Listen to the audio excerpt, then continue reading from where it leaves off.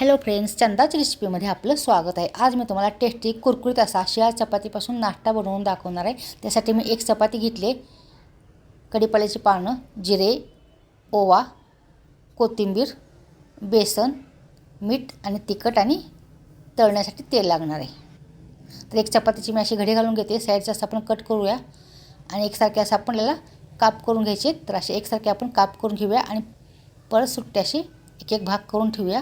तर असे करून ठेवायचे। तर अशा प्रकारे आपले तयार झाले। आता एक पातेलं घेऊया। त्या पातेल्यामध्ये मी थोडंसं पाणी ओतते मी। नंतर चवीपुरतं लाल तिखट, चवीपुरतं मीठ घालूया, चिरलेली कोथिंबीर, चिरलेला कढीपाला, ओवा आणि जिरे हातावर चोळून त्यात पाण्यामध्ये घालूया। मिक्स केलं आहे। आता हे हलवून घेऊया आणि आता आपण बेसन घालूया, हरभरा डाळीचं पीठ, आणि मिक्स करून घेऊया। तर मिक्स करायचं असं। परत आपण थोडंसं पाणी घालूया आणि परत मिक्स करून घेऊया। तर सरबरीत असं आपल्याला पीठ बनवायचं आहे। आता परत हे उरलेले बेसन पण मी त्यात घालते। परत पाणी घालूया आणि आपलं हे मिक्स करून चांगलं मिश्रण बनवून घेऊया। तर तयार झालं आपलं मिश्रण। आता गॅस पेटवून त्यावर मी पॅन ठेवते, त्यामध्ये तेल ओतले। तेल गरम झालं का बघायचं। आता एक एक चपाती ते काप त्या पिठामध्ये बुडवून आपण तेलामध्ये सोडूया। तेल पण गरम झाले। तर मी गॅस बारीक केले, तेल गरम झाल्यामुळे जास्त। एक एक आपण असं त्या मिश्रणामध्ये बुडवून एक एक काप तेलामध्ये सोडूया। तसे चपातीचे काप मी त्या मिश्रणात टाकले आणि एक एक आपण बुडवून तेलामध्ये सोडूया।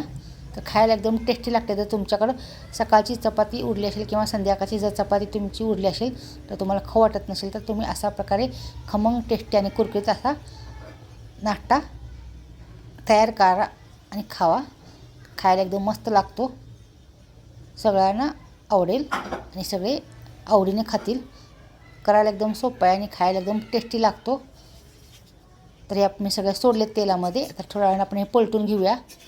तर मस्त असा कलर पण आला आहे आणि छान असे फुगलेत। ह्यामध्ये मी सोडा ते काही टाकलेलं नाही, तरी पण ह्याला छान असा कुरकुरीतपणा येतो आहे। तर हे मस्त असे आपले तळून झालेत। आता ह्यामध्ये आपण एका प्लेटमध्ये काढून घेऊया। तर सगळे मी प्लेटमध्ये काढून घेते। दोन्ही साईडनं आपले चांगले तळून झालेत।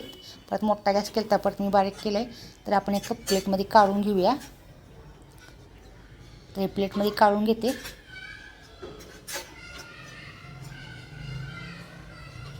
तर सगळं प्लेटमध्ये मी काढून घेतले। आता उरलेली चपातीचे काप पण आपण तेलामध्ये बुडवून अशाच प्रकारे आपण करून घेऊया।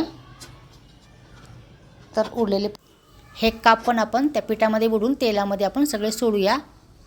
तर सगळे तेलामध्ये मी सोडते। तर हे आपले एक चपातीचे सगळे